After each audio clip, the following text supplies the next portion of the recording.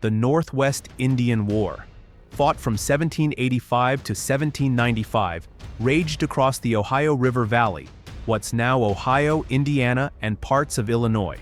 It was a brutal and largely forgotten chapter in early American history, a clash between a young United States hungry for land and a powerful native confederacy determined to defend their homeland. The stakes? Total control of the Northwest Territory. After the American Revolution, settlers poured into lands west of the Appalachian Mountains, territory promised to native tribes by British treaties. The U.S. government ignored those agreements, triggering violent resistance from a coalition of tribes including the Shawnee, Miami, Lenape, and Wyandot. Their confederacy was led by formidable warriors like Little Turtle of the Miami and Blue Jacket of the Shawnee, men who would win some of the deadliest victories ever suffered by the U.S. Army. In 1791, at the Battle of the Wabash, General Arthur St. Clair's army was nearly annihilated. Over 900 American soldiers killed in a single morning. It remains the worst defeat in U.S. Army history. But the tide turned in 1794. General Mad Anthony Wayne, a seasoned Revolutionary War veteran, reorganized U.S. forces into a disciplined unit called the Legion of the United States. On August 20, 1794, at the Battle of Fallen Timbers near present-day Toledo, Ohio, Wayne decisively defeated the Confederacy. Crucially, British forces nearby refused to aid the retreating native fighters, signaling the end of any real foreign support. The following year, the Treaty of Greenville forced tribal leaders to cede vast tracts of land to the United States, opening the floodgates for American expansion. The Northwest Indian War set the blueprint for future U.S. policy. Treaties made under duress, expansion through force, and the slow erasure of native autonomy. Though largely overshadowed in textbooks, it was a foundational war that redrew the American map and sealed the fate of the indigenous nations who once called the Ohio Valley home. The Quasi-War. This was America's first undeclared naval war. Between 1798 and 1800, the young United States found itself locked in a silent but deadly maritime conflict. Known as the Quasi-War, this undeclared naval battle unfolded in the Caribbean Sea and the Atlantic Ocean, pitting American warships against the naval power of revolutionary France. The confrontation never saw formal declarations, but it was very real, and it was deadly. The roots of the Quasi-War stretch back to 1794, when the United States signed the Jay Treaty with Britain, aiming to resolve lingering tensions after the American Revolution. But France, then in the throes of revolution and war with Britain, saw the treaty as a betrayal. In response, French privateers began seizing American merchant ships. By 1797, over 300 U.S. vessels had been captured. When American diplomats traveled to Paris to negotiate peace, they were met with demands for bribes and loans in a scandal known as the XYZ affair. Outraged, the U.S. public called for action. President John Adams, under mounting pressure, authorized naval retaliation without a formal war declaration. Naval engagements followed swiftly. American frigates like the USS Constellation clashed with French ships off the Caribbean coast. In February 1799, the Constellation captured the French L'Insurgent, marking one of the first major victories for the nascent U.S. Navy.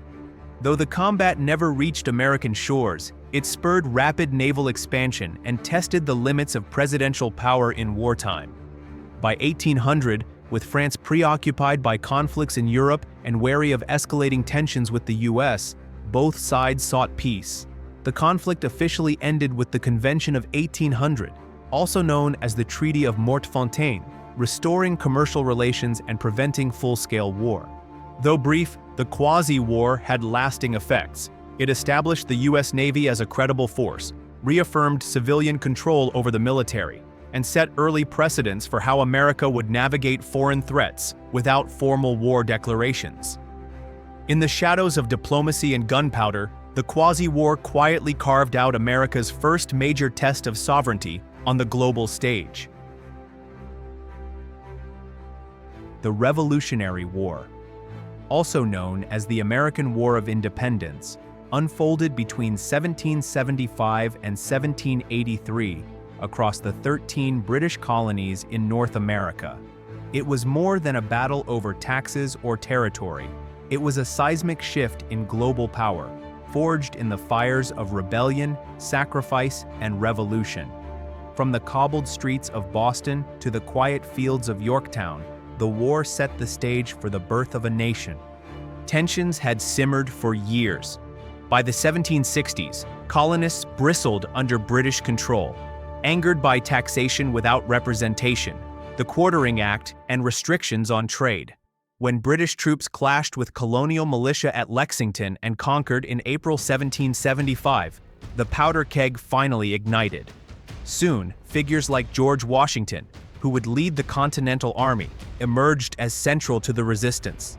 Others like Thomas Jefferson, John Adams, and Benjamin Franklin shaped the ideological front, penning the Declaration of Independence in July 1776.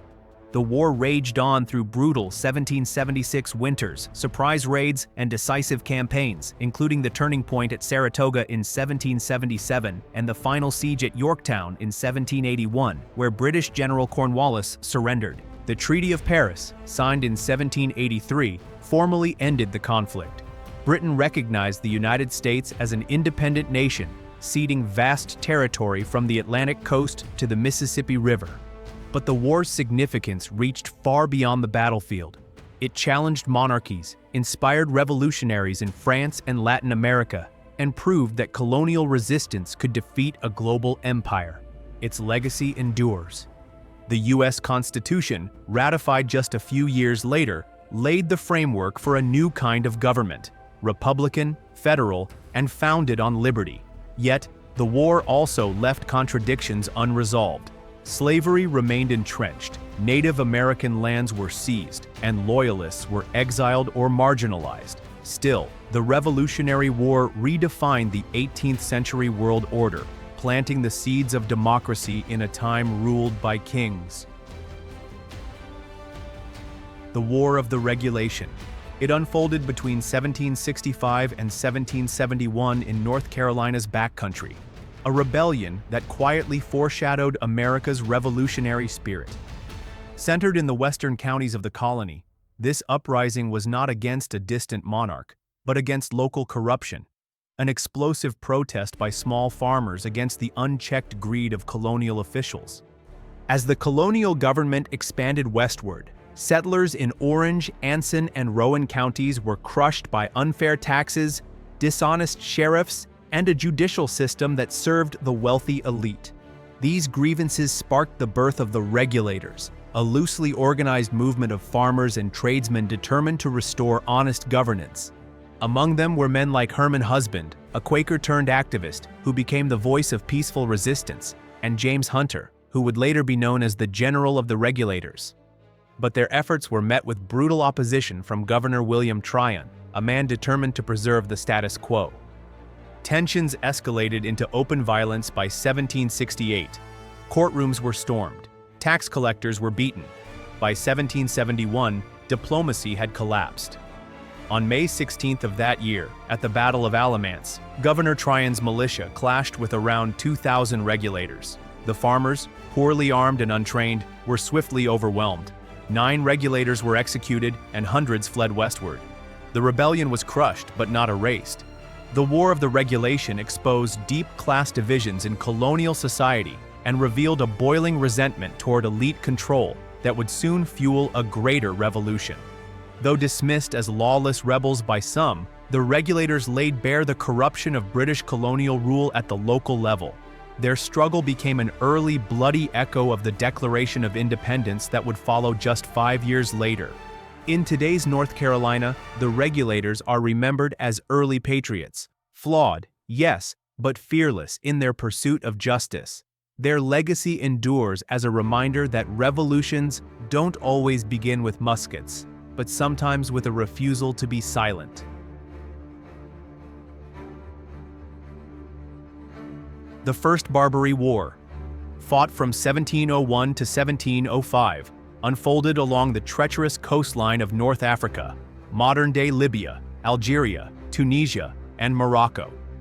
It was the young United States' first overseas war, waged not against a European empire, but against the Barbary states, pirate kingdoms demanding tribute in exchange for safe passage through the Mediterranean.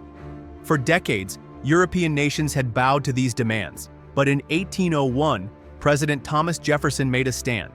At the heart of the conflict was Tripoli's ruler, Yusuf Karamanli, who declared war on the United States after Jefferson refused to increase tribute payments. In response, Jefferson dispatched a naval squadron under Commodore Edward Preble. The war quickly escalated. In 1703, the USS Philadelphia ran aground and was captured, its 300-man crew imprisoned. To prevent the ship's use by Tripolitans, young Navy Lieutenant Stephen Decatur led a daring raid, sneaking into Tripoli's harbor and setting the vessel ablaze. British Admiral Horatio Nelson called it the boldest and daring act of the age. But naval pressure alone wasn't enough. In 1705, a land operation led by U.S. Marine Lieutenant Presley O'Bannon and diplomat William Eaton marched across the Libyan desert alongside mercenaries and local allies. Their audacious 600-mile trek ended with the capture of the city of Derna, the first time the U.S. flag was raised in victory on foreign soil. This triumph forced Tripoli to negotiate. The war ended with the Treaty of Peace and Amity in June 1805. While the U.S. paid a ransom for its prisoners, it no longer agreed to regular tribute, signaling a major shift in American foreign policy. The conflict proved that the U.S., though young, would defend its interests far from home. The First Barbary War left a lasting legacy. It established the United States Navy and Marine Corps as credible global forces, cemented the line in the Marines' hymn, "To the Shores of Tripoli," and marked the beginning of America's long engagement in Mediterranean and Middle Eastern affairs. It was a bold assertion of sovereignty in a dangerous world, and a warning to those who sought to exploit a fledgling nation.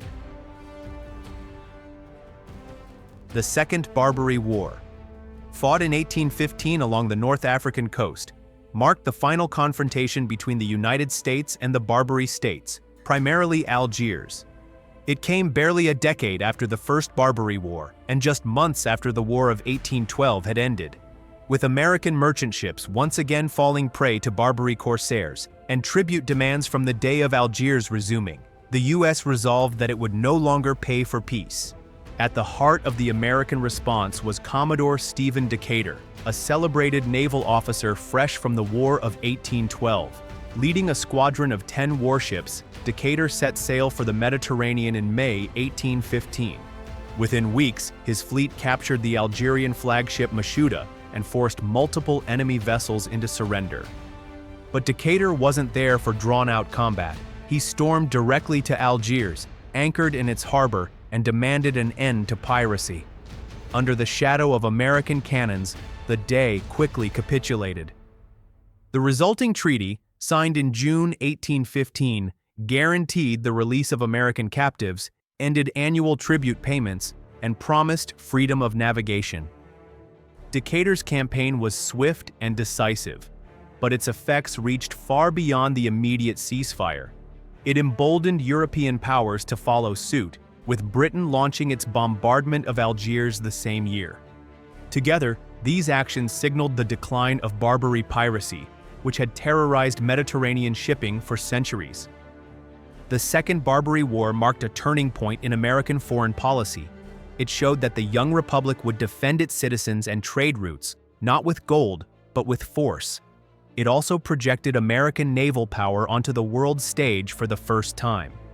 In the annals of U.S. history, it's a brief but telling chapter, when a rising nation declared, in no uncertain terms, that tribute would no longer be the price of peace. The Creek War. Fought from 1813 to 1814 in the southeastern United States, primarily Alabama and Georgia, was a brutal internal conflict within the Creek Nation that escalated into a broader American military campaign. It began as a civil war between two Creek factions, the Red Sticks, a traditionalist group opposed to American encroachment and cultural assimilation, and the more assimilationist Creek leaders who sought peace with the U.S. But the violence quickly spiraled beyond tribal borders when, on August 30, 1813, Red Stick warriors launched a devastating attack on Fort Mims in present-day Alabama, killing over 250 settlers, including women and children. The massacre shocked the American frontier and triggered an overwhelming military response. Enter General Andrew Jackson, a fiery Tennessee militia leader who would rise to national prominence through this war. He led a coalition of militias, U.S. regulars, and Native American allies, including the Cherokee and Lower Creek, on a relentless campaign against the Red Sticks. The conflict reached its climax at the Battle of Horseshoe Bend on March 27, 1814. In a decisive and bloody engagement, Jackson's forces killed over 800 Red Stick warriors and crushed their resistance. The war formally ended with the Treaty of Fort Jackson in August 1814, where the Creek Nation, defeated and fractured, was forced to cede over 20 million acres of land to the United States, including territory belonging to tribes who had fought with Jackson. The Creek War reshaped the American South. It opened vast lands for white settlement and marked a turning point in the U.S. policy of native removal. For Andrew Jackson, it catapulted him to fame, paving the way for his rise to the presidency. But for the Creek people, it was a harrowing chapter of loss, of land, autonomy, and unity. The war exposed deep divisions within Native communities and set the stage for even greater upheaval in the years to come. Its legacy still echoes in the story of America's expansion and the price indigenous nations paid for it. The Black Hawk War. It erupted in 1832, a brief yet violent conflict that unfolded in the American Midwest, primarily in Illinois and the Wisconsin Territory. It was named after Black Hawk, a Sauk leader who defied U.S. government orders and returned across the Mississippi River to reclaim ancestral lands. What began as a peaceful move soon spiraled into bloodshed. The roots of the war trace back to a controversial 1804 treaty, in which a group of Sauk and Fox leaders, lacking proper tribal authority, ceded over 50 million acres to the U.S. government. Black Hawk never accepted it. In April 1832, believing he would find allies among other tribes and the British, he led around 1,000 followers, including women and children, back into Illinois. But alliances never materialized. U.S. settlers panicked, militias mobilized, and what followed was a series of tragic miscommunications and brutal skirmishes. From the violent debacle at Stillman's Run to the massacre at Bad Axe, the conflict exposed the sheer imbalance of power. Despite moments of tactical success, Black Hawk's band was hunted relentlessly. The war ended in August 1832 with a devastating blow at the Battle of Bad Axe. There, U.S. troops and militia forces decimated Black Hawk's group as they tried to cross the Mississippi. Hundreds were killed, many of them women and children. Black Hawk was captured and imprisoned. In a twist of spectacle, he was paraded through eastern cities before being returned to a reservation in Iowa. His resistance had failed, but his words, dictated in captivity, would echo, "He has done nothing for which an Indian ought to be ashamed." The Black Hawk War lasted just 15 weeks, yet its consequences rippled through American history. It marked the end of armed Native resistance in the Old Northwest and accelerated forced removals of indigenous peoples. It also thrust a young Abraham Lincoln, who served as a volunteer militia captain, briefly into the national spotlight. For the U.S. government, it was a confirmation of manifest destiny. For the Sauk, it was the end of a homeland. A short war, but a lasting tragedy. The Apache Wars. This was a series of brutal conflicts spanning from 1849 to 1886, which were fought across the arid and unforgiving terrain of the American Southwest, stretching through present-day Arizona, New Mexico, Texas, and northern Mexico. These wars weren't defined by one battle or a single campaign, but by decades of raids, ambushes, broken treaties, and deep cultural resistance. At the heart of the conflict stood the U.S. Army and the fiercely independent Apache tribes, each locked in a cycle of violence and survival.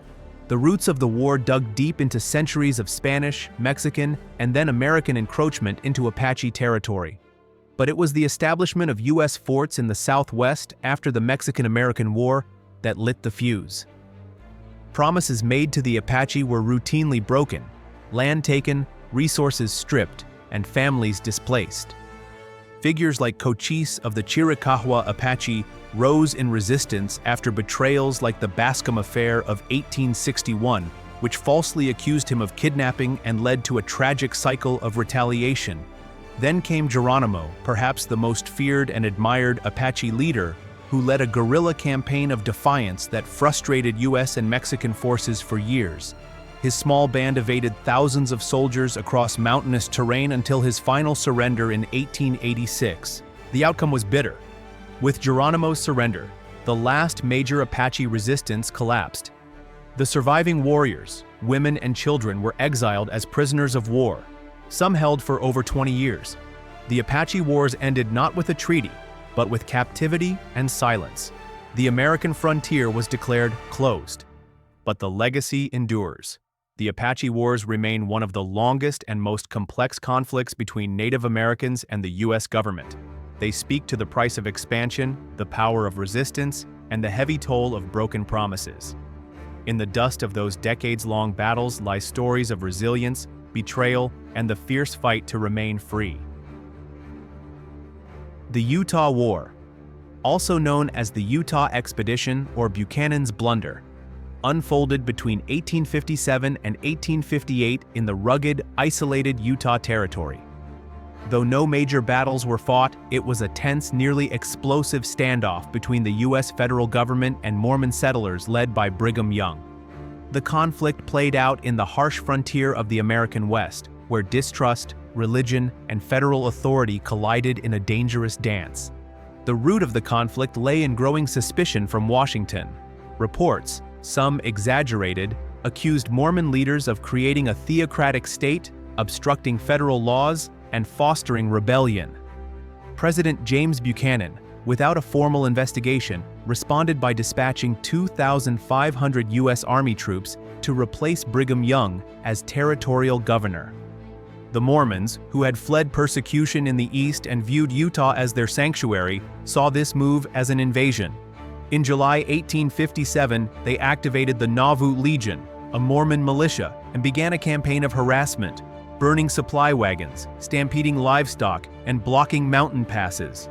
The goal was clear: stall the army until winter shut down the trails. As tension escalated, neither side fired a direct shot in a full-scale battle, but the threat of war loomed.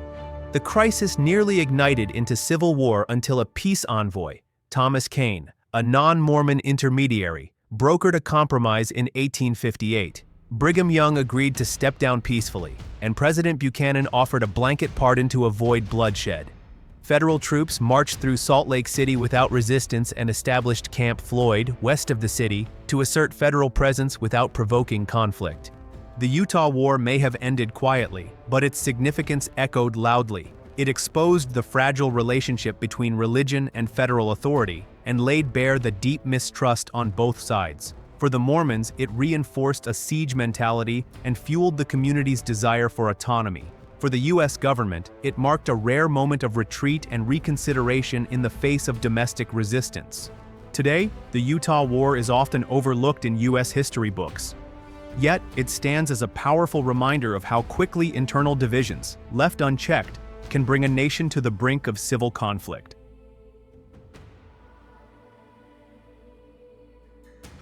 The Seminole War, fought from 1835 to 1842 in the dense swamps and pine forests of Florida, was the longest and costliest of the Indian Wars in U.S. history. It erupted when the U.S. government attempted to enforce the Indian Removal Act, demanding that the Seminole people relocate west of the Mississippi. But the Seminole, led by fierce warriors like Osceola, refused. In December 1835, the conflict ignited when Seminole fighters ambushed and killed over 100 U.S. soldiers in what became known as the Dade Massacre. Guerrilla warfare ensued, with the Seminole using the terrain to their advantage against better-equipped U.S. forces. Osceola, captured under a flag of truce in 1837, died in prison, but the resistance endured for years. The war officially ended in 1842, with most Seminoles either killed, captured, or forcibly removed. Yet a small band remained in the Everglades, unconquered. The war drained millions from U.S. coffers and exposed the brutal costs of forced displacement. Its legacy remains a powerful symbol of indigenous resistance in American history. The Red River War, fought from June 1874 to June 1875, unfolded across the southern plains of Texas, Oklahoma, and parts of Kansas. It marked the final military campaign to forcibly remove Comanche, Kiowa, Southern Cheyenne, and Arapaho tribes from their ancestral lands and onto reservations. The conflict erupted after years of broken treaties, shrinking hunting grounds, and the decimation of the buffalo, lifeblood of the Plains tribes. When U.S. settlers pushed westward, Native resistance grew fierce. The spark came in 1874, when warriors led by Comanche leader Quanah Parker and Kiowa chief Lone Wolf attacked a buffalo hunter encampment at Adobe Walls, in present-day Texas. Though the attack failed, it triggered a coordinated U.S. Army response. Under General William Tecumseh Sherman's orders, 5 Army columns launched a relentless campaign, destroying villages, capturing horses, and burning food supplies through the harsh Texas Panhandle winter. The goal wasn't just to fight, it was to starve the tribes into submission. By spring 1875, with resources gone and warriors weary, Quanah Parker surrendered at Fort Sill. The war effectively ended organized Native resistance in the southern plains. The tribes were confined to reservations, stripped of land, freedom, and buffalo. The Red River War's legacy is profound. It sealed the U.S. government's dominance over the plains and accelerated the collapse of indigenous life in the West. For the tribes, it marked the end of an era, the last stand before forced assimilation began. The Banana Wars, spanning from 1898 to 1934, were a series of U.S. military interventions across Central America and the Caribbean, stretching from Cuba and Nicaragua to Haiti and the Dominican Republic. Though often downplayed in popular memory, these operations were rooted in raw economic interest, primarily the protection of American corporations like the United Fruit Company, whose grip on local economies was as powerful as it was destabilizing. The wars began in the aftermath of the Spanish-American War, with U.S. forces occupying Cuba in 1898. What followed was a wave of invasions and occupations: Honduras in 1903, Nicaragua in 1912, and Haiti in 1915. Marines became a familiar presence, sent to secure customs houses, suppress revolts, and enforce policies favorable to American business. Figures like Major Smedley Butler emerged from this era, a Marine who would later call himself a racketeer for capitalism, condemning the very wars he once fought. By the early 1930s, after years of resentment, guerrilla warfare, and mounting international criticism, U.S. troops began to withdraw. Franklin D. Roosevelt's Good Neighbor policy marked the beginning of the end, at least officially. But the consequences were far from over. The Banana Wars left scars, entrenching dictators, fueling resentment, and destabilizing nations whose sovereignty had been traded for fruit profits. The legacy, a century-long pattern of intervention and mistrust that still shapes U.S. Latin American relations today. The Philippine-American War, fought from February 4, 1899 to July 2, 1902, unfolded across the Philippine archipelago, marking one of America's most brutal and least discussed imperial wars.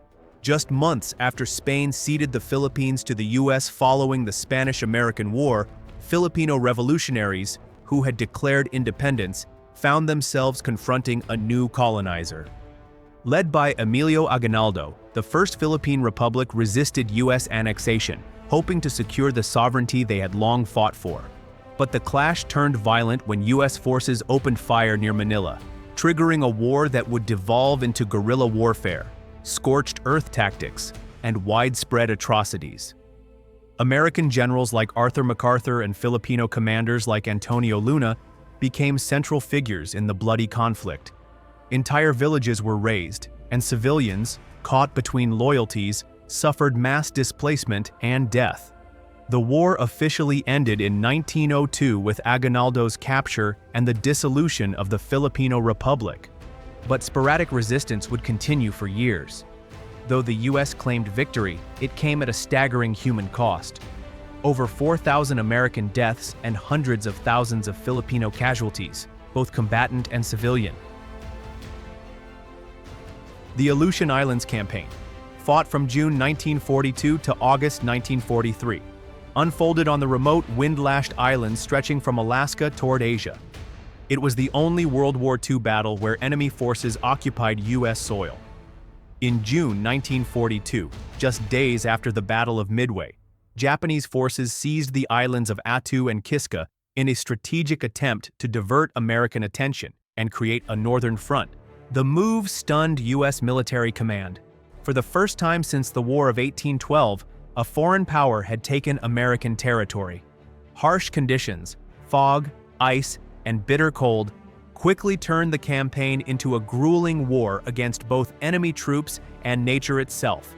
American forces, led by commanders like General Simon Buckner and Rear Admiral Thomas Kinkaid, launched multiple air raids and naval blockades before finally retaking Attu in May 1943 through brutal hand-to-hand combat in rugged terrain. Over 2,300 Japanese soldiers were killed, only 28 were captured. But when U.S. troops stormed Kiska in August, they found it mysteriously abandoned, evacuated under the cover of thick fog. The entire campaign claimed more than 3,800 American casualties, many from weather, miscommunication, and friendly fire. Though often overshadowed by larger Pacific battles, the Aleutian Campaign proved that Japan could threaten the U.S. mainland. It forced Washington to bolster Arctic defenses and underscored the brutality of warfare in extreme environments. Today, rusted tanks and forgotten bunkers lie scattered across the Aleutians, a haunting reminder of a frozen front few remember, but none who fought it could ever forget. Thank you very much for watching this video, and if you enjoyed the stories, make sure to like the video, leave a comment, and subscribe to the channel to see more interesting videos coming up.